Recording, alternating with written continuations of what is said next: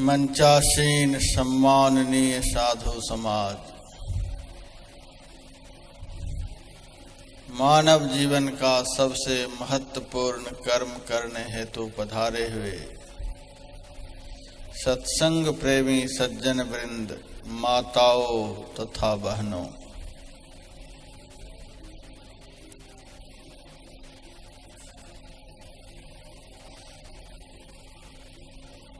संत दादू दयाल जी महाराज कहते हैं,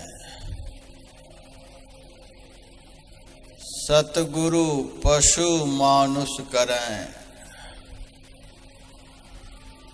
मानुष थैं सिद्ध सोय,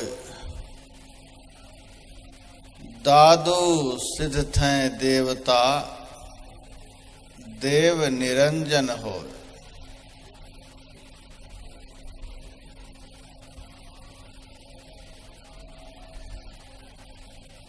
आत्मज्ञान संपन्न, साधना की चोटी पर पहुंचे हुए संत सद्गुरु में यह सामर्थ्य होता है कि वह पशु तुल्य मनुष्य को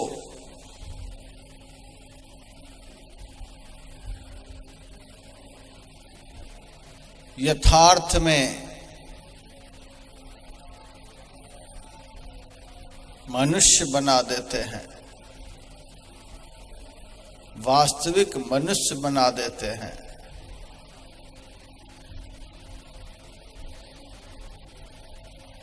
जिस कर्म के करने से जीवन में मनुष्यत्व आता है, ऐसे कर्मों की शिक्षा देकर मानवीयता उसमें ला देते हैं।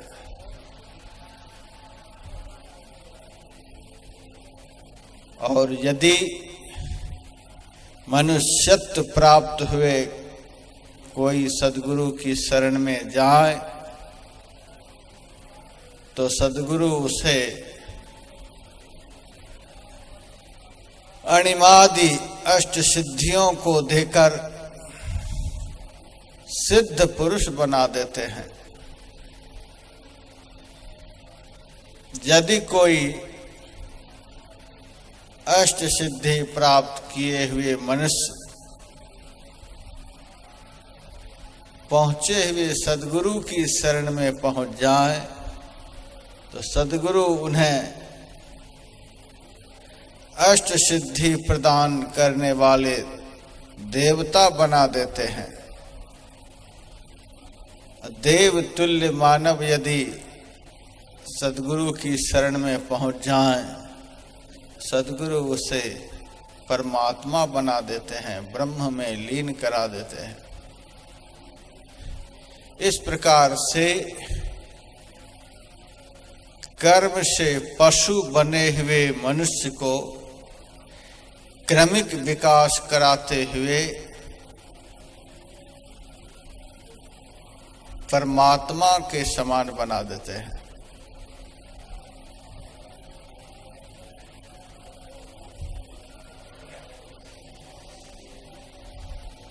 इसीलिए कागभूषण जी महाराज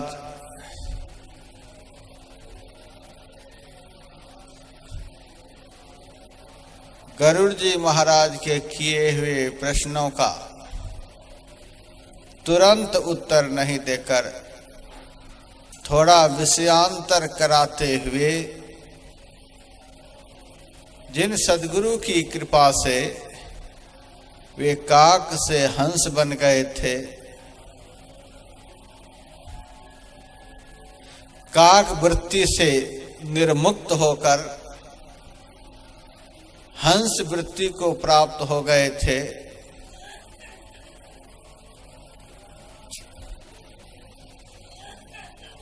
जन्म जन्म की कलमशताओं को दूर कर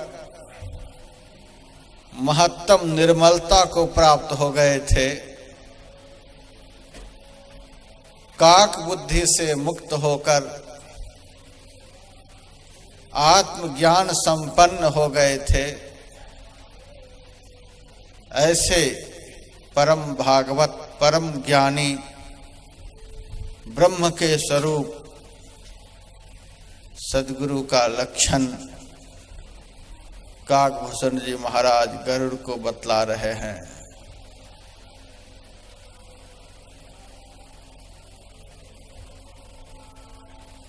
हे गरुड़,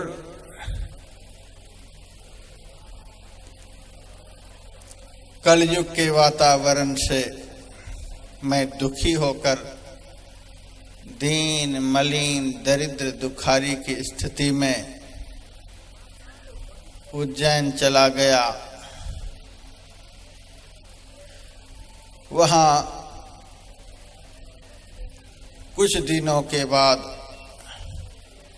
कुछ संपत्ति मुझे प्राप्त हुई। फिर मैं प्रतिदिन महाकालेश्वर के मंदिर में जाकर भगवान शिव शंकर की पूजा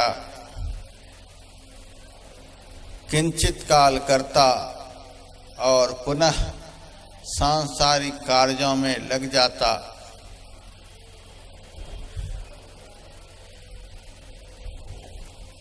प्रतिदिन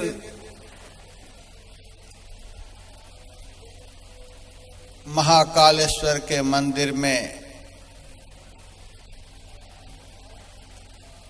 मेरा जाना, किंचित काल भगवान का पूजन करना, तत्पश्चात गृह के कार्यों में लग जाना, मेरी तो यह दिनचर्या थी। लेकिन मैं प्रतिदिन उस मंदिर में एक परम संत का, एक परम साधु पुरुष का, एक सच्चा ब्राह्मण का, एक विगत प्रपंच महापुरुष का दर्शन करता था।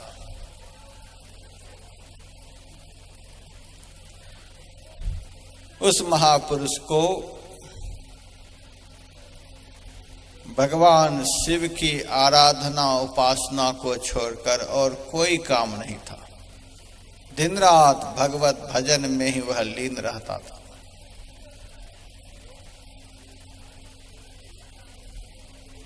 वह सामान्य साधु नहीं, वह परम साधु था।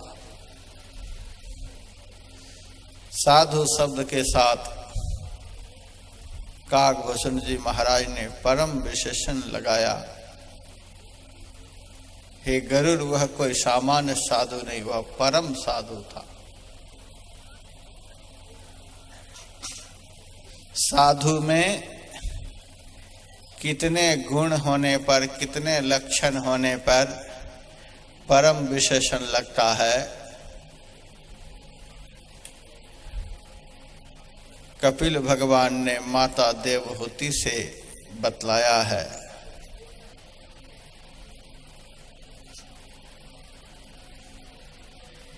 हे माता,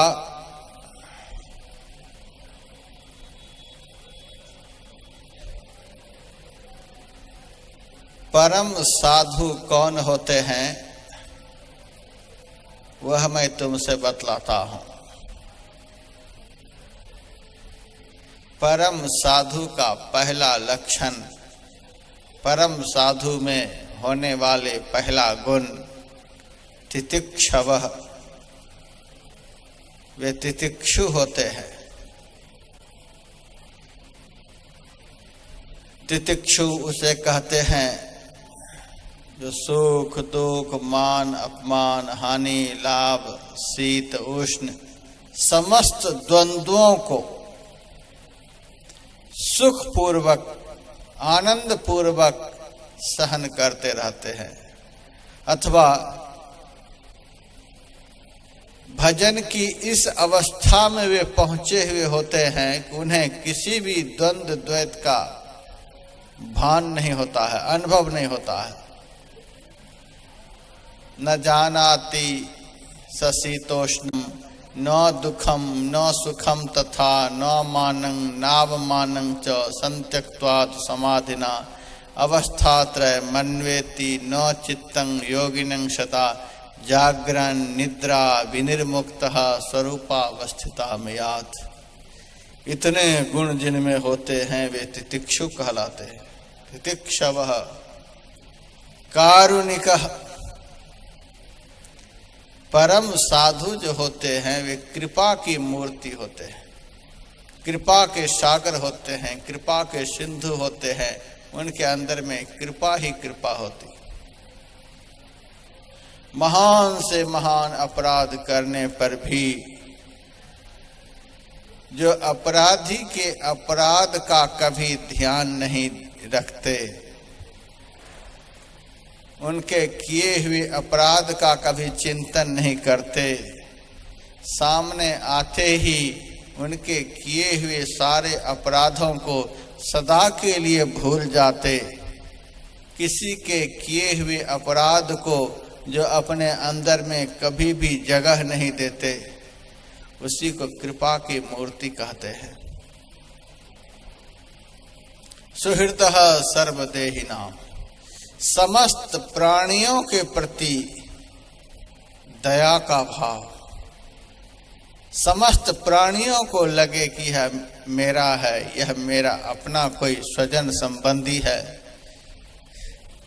और समस्त प्राणियों को जो अपना समझे, ऐसे को परम साधु कहते हैं। आजाद शत्रुवः। जो शत्रुओं से आजाद होते हैं, समग्र विश्व के प्राणियों को अपना मित्र समझते हैं, अथवा जो समस्त प्राणियों को आजाद कर दिए हैं, किसी भी प्राणी को जिसे देखकर जरा भी भय नहीं हो, उसी को आजाद शत्रु कहते हैं। हम किसी को दुख नहीं देते हैं, यह तो सामान्य बात हुई। हम जिस किसी को भी क्षमा कर देते हैं, यह तो सामान्य बात हुई। हम किसी को भय नहीं दिखाते, डर नहीं दिखाते, यह तो सामान्य बात हुई। हमें देखकर किसी को भय नहीं लगे, हमें देखकर किसी को डर नहीं लगे, हमें देखकर सबके अंदर आत्मीयता का बोध हो, उसको आजाद शत्रु कहते हैं। शत्रुओं से आजाद। मैंने अपनी आंखों से देखा है, गुरु महाराज के आश्रम में सुग्गा रहता था, कुत्ता रहता था, मृग रहता था, लंगूर रहता था, बिल्ली रहती थी, ये सब जीव रहते थे।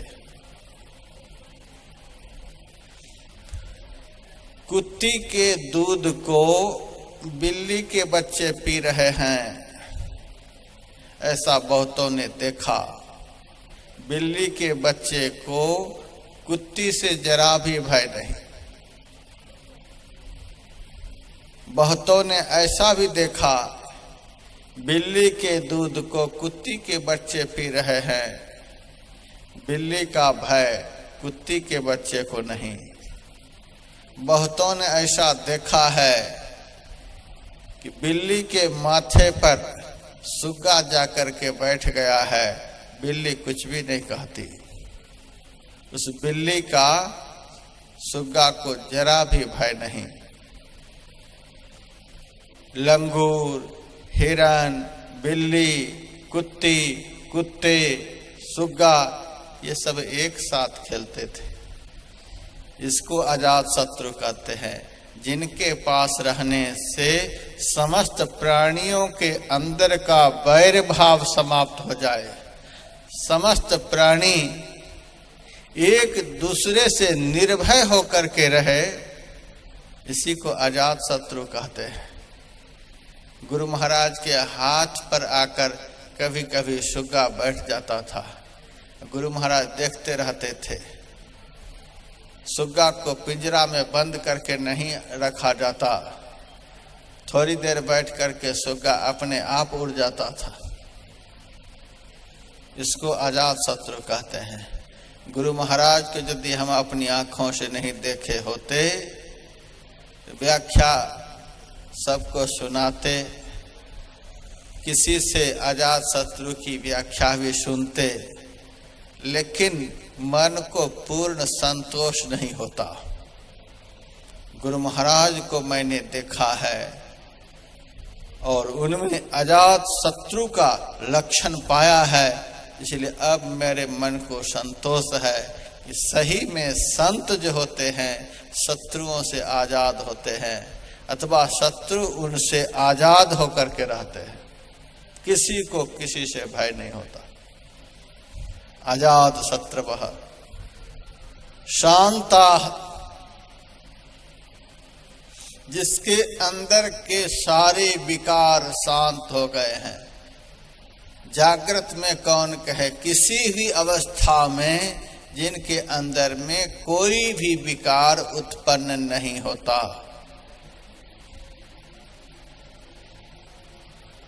कितना भी विषयों का बाजार लगा हुआ क्यों न हो,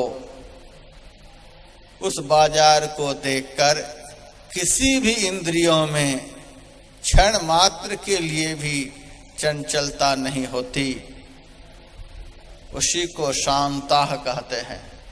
अथवा जिनकी सारी इंद्रियां, जिनके अंदर के सारे विकार सदा के लिए शांत हो गए, कभी भी जिनके अंतःकरण में कोई भी विकार उत्पन्न नहीं होते, उसी को परम साधु कहते हैं। साधु भूषण, हे माता, ऐसे लक्षण जिनमें दिखलाई पड़े उनको समझ लेना ये साधु नहीं, ये परम साधु हैं, ये साधुओं के सरताज हैं। ऐसे साधु के लिए भगवान श्री कृष्ण कहते हैं, उद्धव, संत जब चलते हैं तो मैं उनके पीछे पीछे चलता हूं। उद्धव जी ने कहा, सारी दुनिया आपके पीछे चलती है और आप संत के पीछे चलते हो, क्या विशेषता है संत में? भगवान श्री कृष्ण ने कहा, निरपेक्षम मुनिं शांतं निर्वैरं समदर्शनम, जो सब प्रकार के संग्रह परिग्रह से रहित है। निरपेक्षम, जिनको संसार के किसी भी वस्तु की अपेक्षा नहीं है, जरूरत नहीं है। मुनिं, दिन रात जो परमात्म चिंतन में डूबे हुए रहते हैं, जिनकी सारी इंद्रियां शांत मौन हो चुकी हैं, जिनके अंदर में विकार कभी उत्पन्न नहीं होते, जिनको संसार के किसी भी प्राणियों के प्रति द्वेष नहीं होता, वैर भाव नहीं होता, जो सृष्टि के कण कण में एक अद्वितीय परमात्मा का ही नित्य निरंतर दर्शन करते रहते हैं। उद्धव, ऐसे संत जब चलते हैं मैं उनके पीछे पीछे चलता हूँ। इस ख्याल से उनके पीछे चलता हूँ, उनके चलने से, उनके चरणों से जो धूल उड़ेगी, उस धूल का स्पर्श मेरे शरीर से हो जाएगा तो मैं पवित्र हो जाऊंगा। संत चरण धूल की कितनी महिमा है। ऐसे को ही परम साधु कहते हैं, जिनके चरण धूल की अपेक्षा भगवान भी रखते हैं।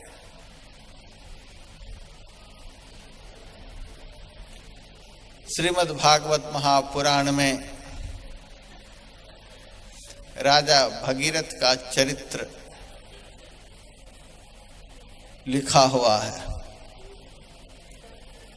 राजा भगीरथ की तपस्या से गंगा मां प्रसन्न होकर उनके सामने प्रकट हुई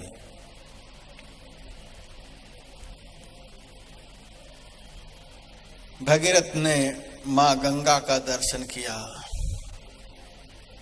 गंगा माँ कहती हैं, बेटा तुम्हारी तपस्या से प्रसन्न होकर मैं तुम्हें कुछ वरदान देना चाहती हूँ। तुम्हारी जो इच्छा हो वरदान के रूप में मेरे से मांग लो। भगीरथ ने कहा, यदि वरदान के रूप में मुझे कुछ देना चाहती हो तो माता, मैं तुमसे एक वरदान मांग रहा हूं। कपिल मुनि की तीक्ष्ण दृष्टि से मेरे पूर्वजों का संहार हो गया, अर्थात मेरे पूर्वज भस्म हो गए।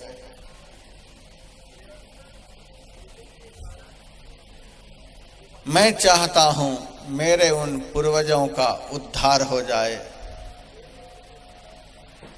कपिल भगवान ने मुझे बतलाया, तुम्हारे पूर्वज का उद्धार एकमात्र गंगा के जल से होगा।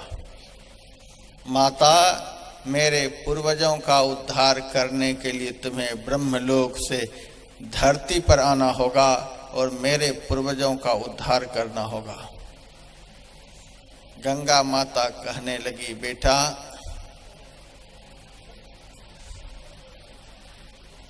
धरती पर जाने के लिए दो भारी समस्याएं हैं जिस कारण मैं धरती पर नहीं जा सकती। भगीरथ ने कहा, वह क्या समस्या है? गंगा माता कहती हैं, पहली समस्या है कि मेरा वेग जो है वह बड़ा तीव्र है, तीक्ष्ण है। मेरे वेग को धारण करने वाला यदि पृथ्वी पर कोई नहीं हुआ, मैं पृथ्वी को फोड़कर रसातल में चली जाऊंगी। मेरे वेग को धारण करने वाले कोई होना चाहिए। पहली समस्या यह है। दूसरी समस्या है, संसार के लोग बड़े पापी। पुण्य तो 12 साल में कुंभ के मेले में आकर थोड़ा बहुत करते हैं, कभी किसी तीर्थ स्थान में जाकर करते हैं, कभी किसी पर्व पर करते हैं। बाकी पाप तो 12 महीने करते ही हैं। संसार के लोग बड़े पापी होते हैं, दिन रात पाप करते, भोजन से तृप्त हो जाते हैं, जल से तृप्त हो जाते हैं। संसार के समस्त पदार्थों से मनुष्य तृप्त हो जाते हैं, लेकिन मनुष्य पाप करने से कभी तृप्त नहीं होते कि अब मैंने बहुत पाप कर लिया, अब कोई पाप नहीं करूंगा। संसार के मनुष्य पाप कर्म से कभी तृप्त नहीं होते। उस पापी मनुष्यों को देखकर मुझे बड़ा डर लगता है। मैं जब पृथ्वी पर जाऊंगी, संसार के सारे पापी लोग मेरे में स्नान करने के लिए आएंगे और अपने सारे पाप को मेरे में छोड़कर चले जाएंगे। वे तो पवित्र हो जाएंगे, लेकिन मैं तो पापिनी बन जाऊंगी। मेरे पाप को कौन धोएंगे सो बता। भारी समस्या है कि मैं निर्मल गंगा धरती पर जाकर के पापियों के पाप को धोते धोते मलिन हो जाऊंगी, पापनी हो जाऊंगी।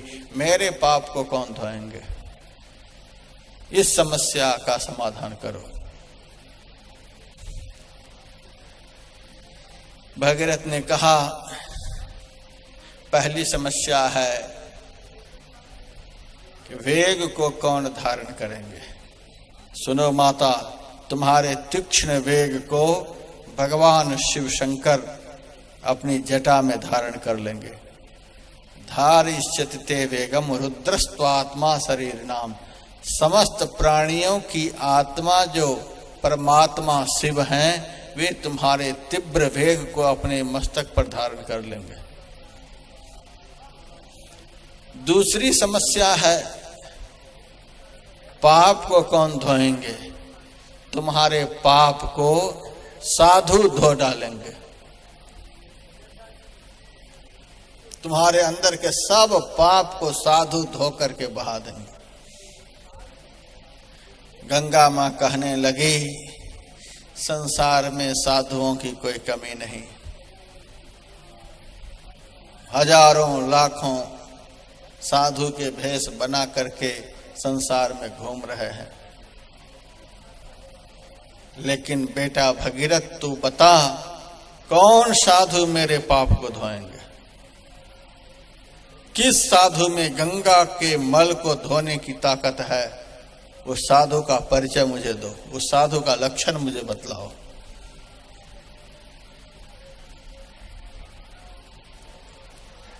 कुंभ में आइए, देखिए साधु का बाजार लगा हुआ है। जिधर से निकलेंगे उधर से साधु, जिधर से निकलेंगे उधर से साधु। लेकिन किस साधु में नदी की अपवित्रता को, नदी की मलिनता को दूर करने की ताकत है? आज के लोग भेष देख करके प्रभावित हो जाते हैं, लेकिन किस साधु में गंगा के पाप को धोने की ताकत है? उस साधु का लक्षण गंगा के सामने महाराज भगीरथ बतला रहे हैं। साधवो, साधु का अर्थ ही बड़ा विलक्षण होता है। समास विग्रह करके यदि साधु शब्द का अर्थ देखें, साधना करोति इति साधु। 24 घंटे मन इंद्रियों को साधने में जो लगे हुए हैं, 24 घंटे साधना में जो लीन रहते हैं, 24 घंटे जो भजन में लीन रहते हैं, एक क्षण के लिए भी जिनका मन, जिनकी इंद्रियां संसार की तरफ नहीं जाता, अथवा एक क्षण के लिए भी जो अपने मन में, अपनी इंद्रियों में कोई भी विकार उत्पन्न नहीं होने देते, एक क्षण के लिए भी जो अपने मन इंद्रियों को संसार विषयों की तरफ नहीं जाने देते, उसी को साधु कहते। साधना करोति इति साधु। जो निरंतर साधना करते रहते हैं, मन इंद्रियों को साधते रहते हैं, अपने वश में करने का प्रयास करते रहते हैं, उसी को साधु कहते हैं। प्रयास में जो सफल हो जाते हैं उसको परम साधु कहते हैं। प्रयास करने वाले को साधु, प्रयास में जो सफल हो गए वो परम साधु। साधवो न्यासिनः, सब प्रकार के संग्रह परिग्रह से जो रहित है, कभी संग्रह नहीं करते। किसी भक्त ने मेरे से कहा, महाराज हमारे गुरु जी जो हैं वे पैसे छूते नहीं हैं, बड़े त्यागी हैं। मैंने कहा तुम्हारे गुरु जी पैसे नहीं छूते हैं, इसीलिए मैं उनके लिए कहता हूं वे पूर्ण त्यागी नहीं हैं, वे आधे त्यागी हैं। फिर पूर्ण त्यागी कौन? पूर्ण त्यागी उसे कहते हैं जो बायां हाथ से पैसे को छूते हैं और दायां हाथ से तुरंत उसका त्याग कर देते हैं। जब इतने बड़े त्यागी हैं तो 25 गाड़ियां क्यों खड़ी हैं आश्रम में? सारे कमरों में एसी कैसे लगे हुए हैं? इतना बड़ा साम्राज्य कैसे उनके पास है? त्यागी का ढोंग रचकर महासंग्रही हैं। त्यागी उसको कहते हैं जिसका मन कभी भी संसार के पदार्थों को ग्रहण नहीं करे, जिसकी इंद्रियां कभी भी संसार के किसी भी विषयों को भूल से भी ग्रहण नहीं करे, उसको त्यागी कहते हैं। परं दृष्ट्वा निवर्तते, गीता में कहा। जब तक कि परम का ज्ञान नहीं हो जाता, जब तक परमात्मा का ज्ञान नहीं हो जाता, तब तक कोई पूर्ण त्यागी हो ही नहीं सकता। जो बायां हाथ से ग्रहण करते हैं, और बायां हाथ को पता भी नहीं चलता कि कब इन्होंने ग्रहण किया और कब इन्होंने त्याग कर दिया, ऐसे को त्यागी कहते हैं। उसी के लिए न्यासिनः शब्द का प्रयोग हुआ। साधवो न्यासिनः शांता, जिसकी इंद्रियां, जिनके अंदर के सारे विकार शांत हो गए। महान से महान विपत्ति काल में भी जिसके अंतःकरण की शांति कभी भंग नहीं होती, उसी को शांता कहते हैं। ब्रह्मिष्ठा, जिनकी निष्ठा एकमात्र ब्रह्म में है, ब्रह्म को छोड़कर जो कभी भी संसार की तरफ अपनी वृत्ति को नहीं जाने देते, उसी को ब्रह्मिष्ठा कहते हैं। लोक पावन, जिनका जन्म एकमात्र संसार के कल्याण के लिए हुआ है, जो अपने सुख के लिए, अपने आनंद के लिए, अपने सुखोपभोग के लिए संसार में नहीं आते, जो समाज के लिए, देश के लिए, विश्व के लिए, समस्त प्राणियों के कल्याण के लिए अवतरित होते हैं, उनको लोक पावनः कहा गया। हे माता, ऐसे लक्षणों से लक्षित साधु के अंग का जिस दिन तुम्हें स्पर्श हो जाएगा, हरं त्यघं त्यंग संगात ते स्वास्थ्य यज्ञ भिद्धरि, उसी क्षण तुम्हारे अंदर के सारे पाप स्वाहा हो जाएंगे, क्योंकि उनके अंदर में पाप रूपी अघासुर को मारने वाले परमात्मा सदैव निवास करते रहते हैं। माता, तुम्हारे में और संत में, साधु में इतना ही अंतर है, तू तो सारी दुनिया के पापियों के पाप को धोकर अपने पास रख लेती हो। तू अपने अंदर के पाप को धो नहीं सकती हो। संत में यह विशेषता होती है, साधु में यह विशेषता होती है, उनके पास पाप जा ही नहीं सकता।